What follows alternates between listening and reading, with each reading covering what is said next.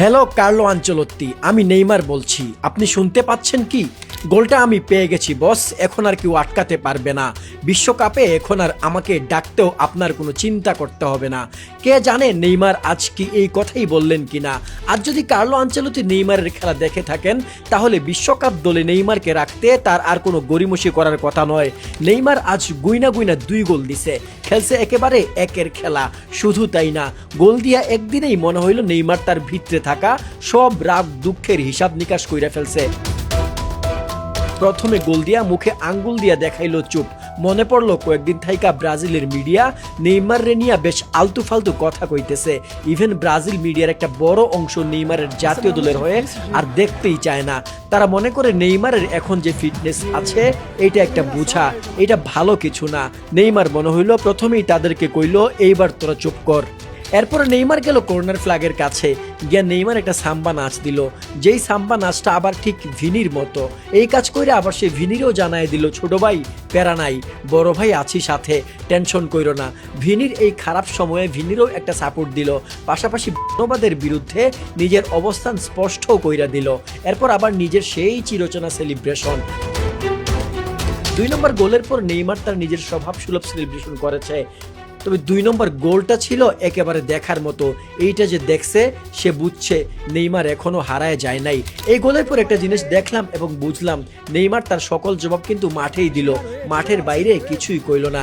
এবার আসি কেমন দেখলাম নেইমারের খেলা, কি অবস্থা নেইমারের। গত ম্যাচ দেখছিলাম নেইমারের, গত ম্যাচ থেকে এই ম্যাচে ফিটনেস অনেক ভালো মনে হয়েছে। আগে ম্যাচ পারফরমেন্স রাইখা ফিটনেসের কথা কেন টানলাম বলি। নেইমারের ফর্ম, পারফরমেন্স এসব নিয়ে আসলে কোনোদিন নেইমারকে কথা শুনতে হয়নি। অনেক খেলোয়াড় আছে যারা দিনের পর দিন, মাসের পর মাস যায়, ফর্ম খুঁজে পায় না, অফ ফর্মে থাকে। কিন্তু এই নেইমারকে দেখলাম তার জীবনে কোনো অফ ফর্ম নাই, মাঠে নামছে মানে ফাটাই দিছে। তাই তার ফর্ম নিয়ে কথা বলার আগে আমি ফিটনেস নিয়ে কথা বলতে চাই। কারণ কার্লো যে নেইমারকে ব্রাজিল দলে রাখতে গড়িমসি করতেছে, সেটা কিন্তু নেইমারের ফর্মের কারণে না, নেইমারের ফিটনেসের কারণে। গত ম্যাচে নেইমারকে দেখছিলাম, নেইমার একটু হাঁপাইতেছে। টু বি অনেস্ট, একটা ফুটবলার হাঁপাইতেছে মানে তার ফিটনেস ইস্যু আছে, এটা আপনাকে মানতে হবে।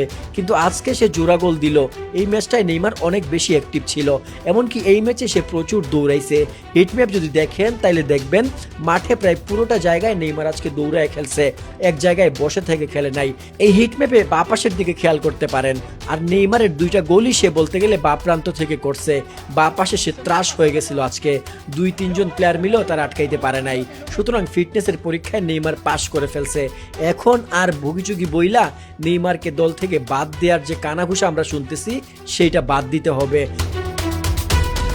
আজকে 90 মিনিট খেলা বসে 2 গোল দিছে, 2টা চান্স ক্রিয়েট করছে, 3টা অন টার্গেট শট মারছে, ড্রিবলিংও করছে। আজকে ড্রিবলিং নেইমারের আগের মতো হইতেছে না।